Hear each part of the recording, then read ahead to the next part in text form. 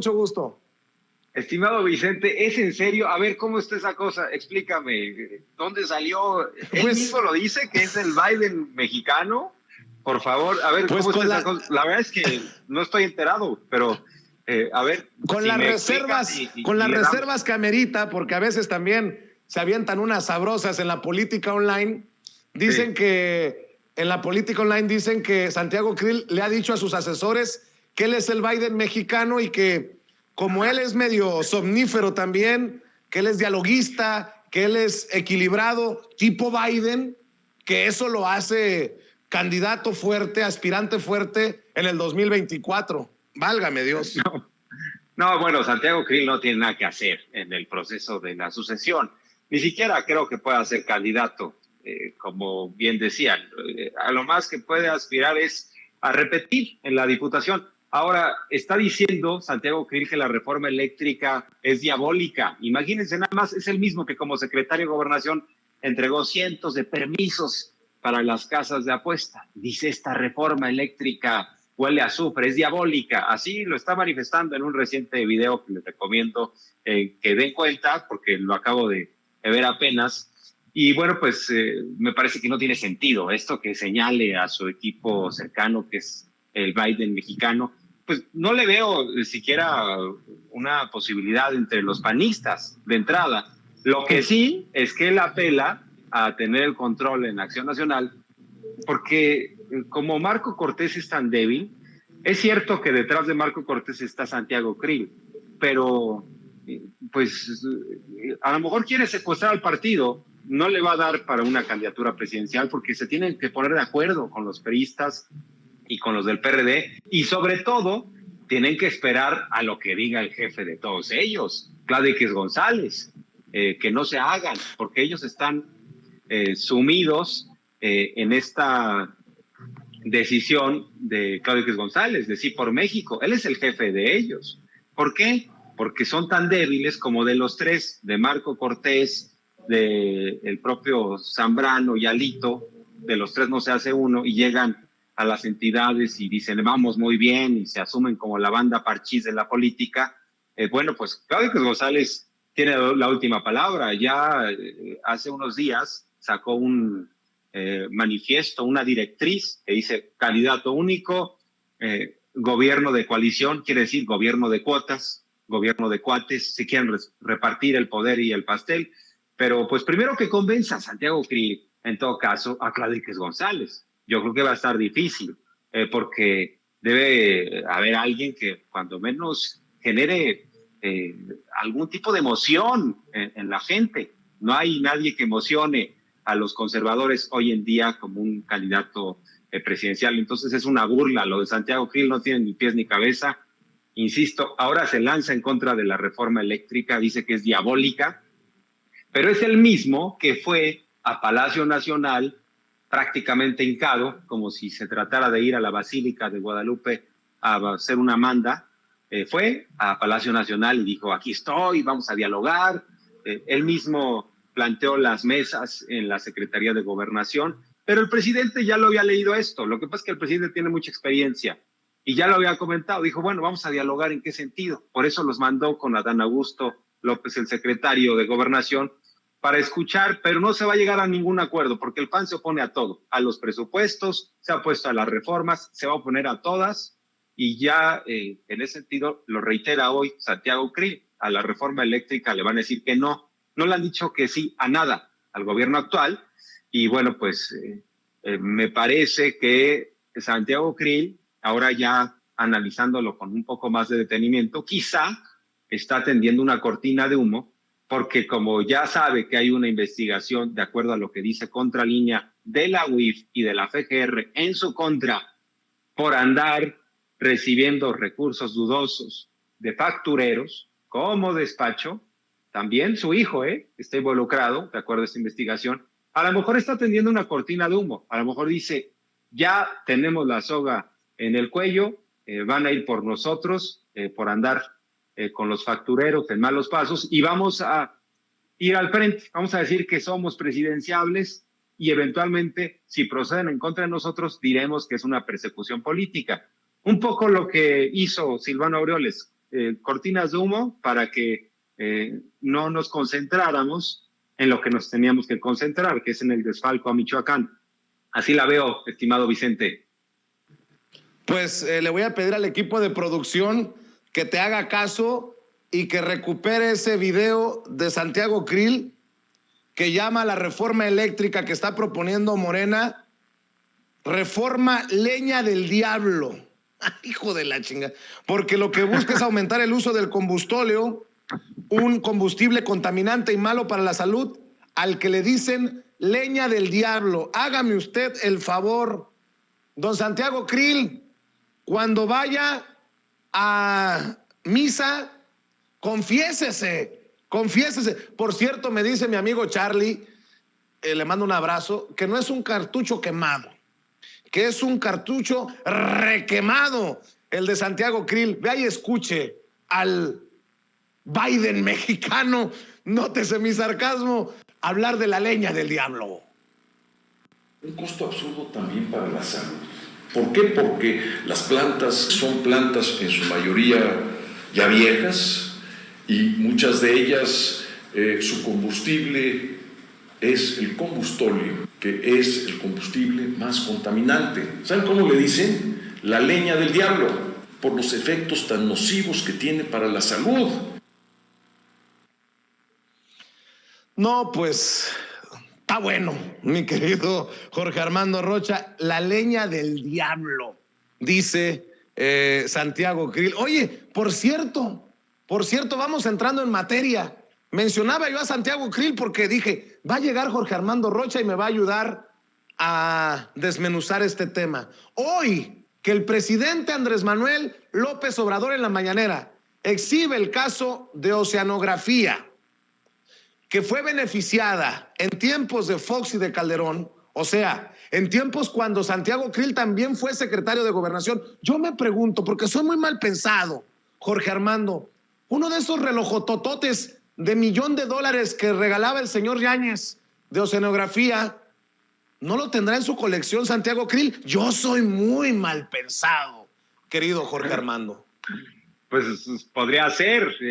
Fue un secretario de Gobernación diabólico, para utilizar sus propios términos.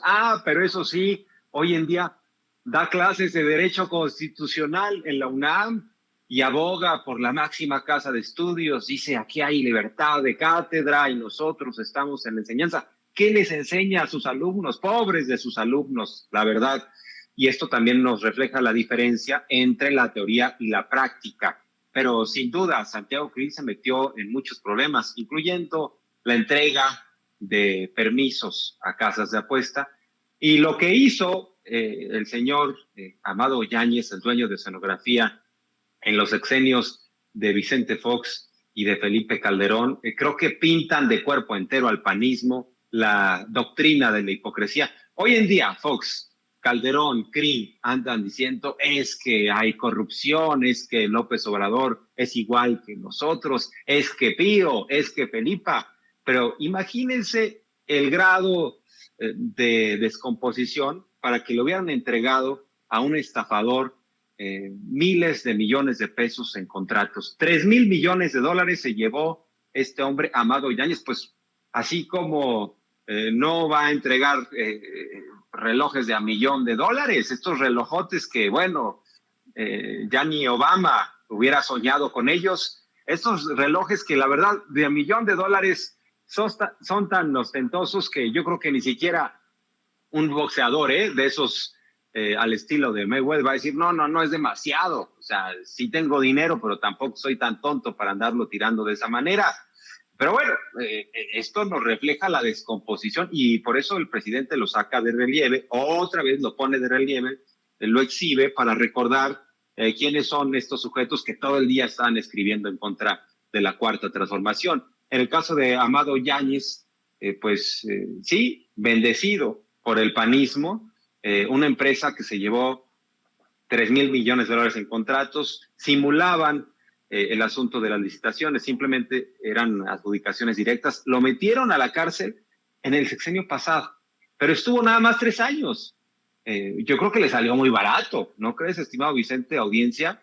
3 años para todo lo que se robó, salió bajo fianza, creo que pagó en 2017 7.5 millones de pesos, o sea, nada, ni medio reloj pagó. Imagínense, por eso la importancia también de lo que ha marcado el observador, que vayan regresando lo robado, porque luego ya sabemos que el sistema judicial les permite, con este tipo de defensas dudosas y con la corrupción que existe al interior del Poder Judicial, que salgan relativamente rápido, pero cuando menos que vayan regresando lo robado, lo hurtado. Son millones de pesos de los mexicanos, millones de pesos de Pemex. También se metió en problemas con Banamex, o sea, le hizo fraude a este banco por más de 580 millones de dólares. Una colección de delitos, un estuche de monerías de delincuencia organizada y relacionada con la política. Entonces, yo creo que son exhibidos todos, Fox, Calderón, este hombre, el dueño de Escenografía, y estas prácticas que se permitieron.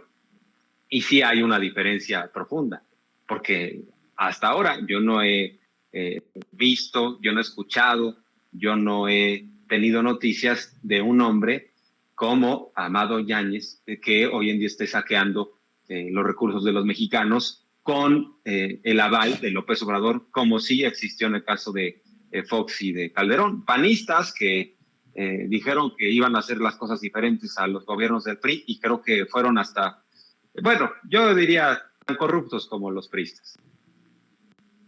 Oye, querido Jorge Armando, precisamente hablando de justicia y de regresarle al pueblo lo robado, estamos al pendiente porque en unas horas se va a definir el futuro inmediato de Emilio Lozoya Austin.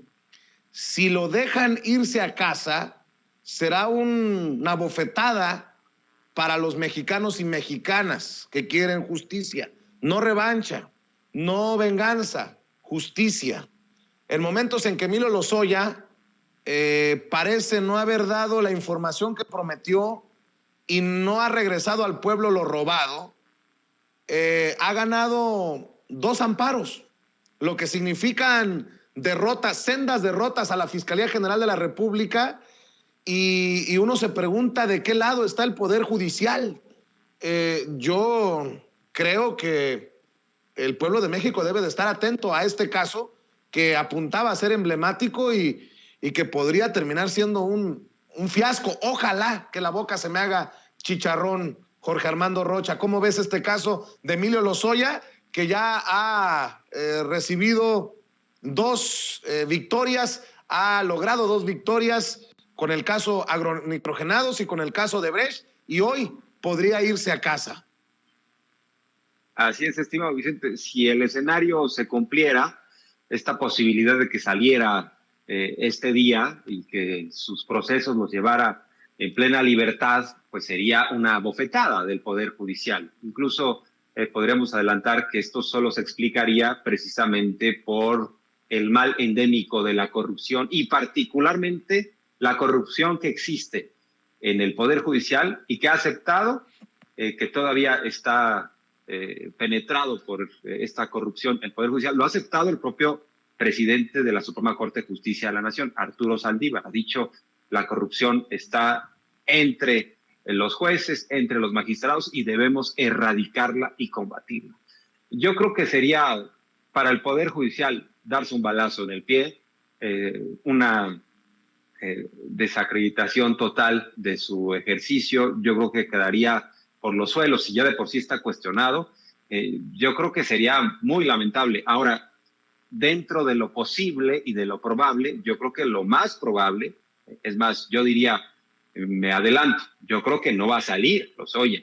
Se ve complicado, porque por un lado está el caso de agronitrogenados, en donde ya se determinó que pueda seguir en libertad el proceso, no bajo la prisión preventiva justificada. Pero el caso Odebrecht es el más complejo, tiene muchas aristas, y ese caso produce acusaciones en torno a otros implicados. Imagínense que se caiga el caso de Odebrecht, entonces se caería la acusación en torno a Ricardo Anaya, en torno a otros personajes involucrados. Yo creo que no es tan sencillo como lo quieren vender los abogados de Lozoya. Yo creo que en este caso se va a ratificar la prisión preventiva justificada en contra de Lozoya porque, para empezar, él mismo ha reconocido que recibió dinero de Odebrecht y que lo entregó a otros políticos para sobornarlos y que recibió dinero de esa empresa brasileña en los tiempos de la campaña de Peña Nieto. O sea, él ha reconocido porque fue a denunciar a quienes entregó el dinero. Entonces, ahí hay un reconocimiento explícito, público, de que se corrompió. El Poder Judicial va a dejar libre a alguien que reconoce que se corrompió. Entonces, estamos en un país en donde cualquiera puede seguir robando, puede hacer lo que quiera y se va a arreglar con el Poder Judicial. Ese sería el terrible mensaje que nos mandarían. Pero insisto, yo creo que lo que va a pasar, porque lo que está una instancia superior pidiéndole al juez es que argumente, que revise si es a través de la prisión justificada, oficiosa, cómo se debe llevar a cabo el proceso. Es decir, le está diciendo, revisa si se justifica o no que Lozoya esté en prisión. Yo creo que el juez que revise va a decir si se justifica, además estará al pendiente de la FGR va a reiterar, hay riesgo de fuga, este hombre tiene capacidad económica, o sea, están todos los elementos dados de la FGR, de la UIF, del Estado mexicano, excepto del Poder Judicial, porque es el que está dudando. Están todos los elementos dados para que permanezca en prisión Emilio Lozoya. Sería terrible. Es más, yo me atrevo a adelantarme y a decir que van a ratificar esta decisión. No puede ser de otra manera. Sería una sorpresa, una bofetada, un insulto. O sea, la justicia, el Poder Judicial nos escupiría a todos los mexicanos si dejan salir a Lozoya, lo dejan libre por este caso que es muy espinoso. Los de Odebrecht reconocen que le dieron el dinero a Lozoya reconoce que él dio el dinero a otros políticos, reconocen toda la corrupción y entonces ¿qué? El Poder Judicial los va a premiar, va a decir no importa que todos lo reconozcan, no importa la danza de los millones, no le hace que como director de Pemex Lozoya haya premiado a Odebrecht, haya entregado recursos. Sería una invitación a seguir en el mundo de la corrupción. Yo creo que sería terrible, estimado Vicente, audiencia, pero yo también considero que lo van a dejar. Ojalá que así sea. Y gran análisis que haces de este caso, Jorge Armando. Oye, ¿y qué me dices del cínico de Felipe Calderón hablando de estos personajes nefastos, colgándose del tema de los ataques a periodistas, el asesinato de la colega Lourdes Maldonado en Tijuana? Dice ayer, el ataque a la prensa hace muy vulnerables a los periodistas, los estigmatiza y hace ver como enemigos prescindibles. Si el poder los ataca, ¿por qué los habría de defender? Y no es culpa del neoliberalismo, es responsabilidad del gobierno en curso proteger a los ciudadanos. Y vi que le contestaste, medalla al cinismo, como las que le colocó a García Luna y subalternos. Es un hijo de la chingada, Felipe Calderón, porque va a decir que no se acuerda o nunca supo que a colegas como a Jesús Lemus lo metieron al bote por decir la verdad, por destapar los vínculos de su hermana con la tuta. Ya me enchilé. Y es muy temprano, mi querido Jorge Armando Rocha. Así es, estimado Vicente. Es que tienes toda la razón. Él actúa como si no hubiera ya gobernado al país a partir de haberse robado la presidencia. Él actúa como si fuera otro Felipe Calderón, como diciendo, este cuerpo no es mío, ya soy alguien nuevo, ya soy alguien renovado, alguien que se dedica a la crítica desde la comodidad del hogar y desde la comodidad de los millones mal habidos. Es absolutamente cínico, impresentable, medalla a la hipocresía como las que le entregaba a García Luna y a subalternos, y sin duda pues estamos ante un hombre que no ha rendido cuentas, alguien que ejerció el poder de forma muy autoritaria, arbitraria, alguien que jamás tuvo un compromiso con la libertad de expresión, se lanzó en contra de Carmen Aristegui, persiguió a Jesús Lemus, lo metió a un penal de máxima seguridad, lo torturó, porque esas instrucciones vinieron desde la presidencia de la República, y ahora resulta que está muy preocupado por la libertad de expresión. Yo pregunto, para tener elementos digamos que, objetivos dentro del análisis. ¿Cuántas conferencias de prensa dio Felipe Calderón?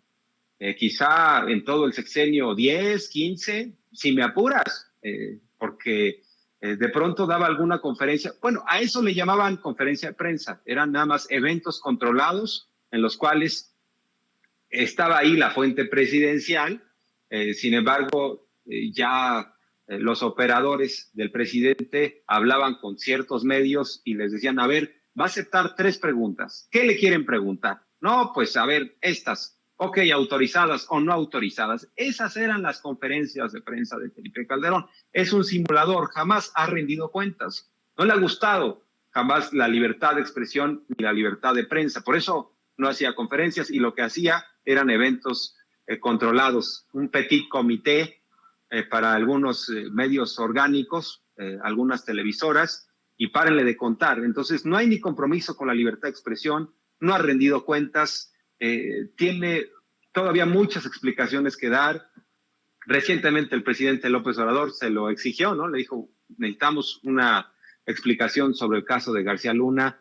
Es muy cobarde, estimado Vicente, porque se esconde. Cuando hay temas espinosos, se le va al internet, se va por unos cigarros, anda ocupado en otras cosas. Eso sí, lee todo el tiempo, porque ya cuando percibe que la ola pasó, empieza a posicionarse sobre otros asuntos, sobre las vacunas, sobre esto de que está pasando en contra de periodistas. Me parece que es el claro ejemplo o la definición de cinismo, lo que hoy en día es Felipe Calderón. Muchos pensamos que ya lo único que queda para que rinda cuentas es que venga una petición a través de los Estados Unidos. Muchos decimos, ojalá que García Luna hable todo allá en la Corte de Nueva York, que inculpe y que sobre todo diga la verdad, porque si dice la verdad, nosotros no somos ingenuos, sabemos que la verdad es que Felipe Calderón estaba enterado de todo lo que hacía García Luna. Entonces muchos decimos, yo creo que ya la única vía para que rinda cuentas Felipe Calderón es que lo llamen de los Estados Unidos. Por eso estamos al pendiente también del juicio a García Luna, estimado Vicente. Claro que sí. Oye, Jorge Armando, pues veo que estás generando mucho contenido, entrevistas muy importantes en tu canal de YouTube. ¿Por qué no cerramos invitando a la gente a tu canal para que te sigan en redes, sobre todo en Twitter, en donde estás dejando la víbora chillando, querido Jorge Armando? Estimado Vicente, así es, estoy en Twitter como @RochaPeriodista y en mi canal de YouTube me encuentran como Jorge Armando Rocha o Jorge Armando Rocha Periodista. Ahí estamos también todos los días. Un placer, estimado Vicente, estamos en comunicación permanente, un abrazo y pues le seguimos también aquí con los análisis, las entrevistas, ya sabes, cuando se requiera. Ya sabes que estamos también apoyando tus esfuerzos independientes. Un abrazo, Jorge Armando. Gracias, que pases excelente miércoles, excelente día. Bueno, oiga, a ver.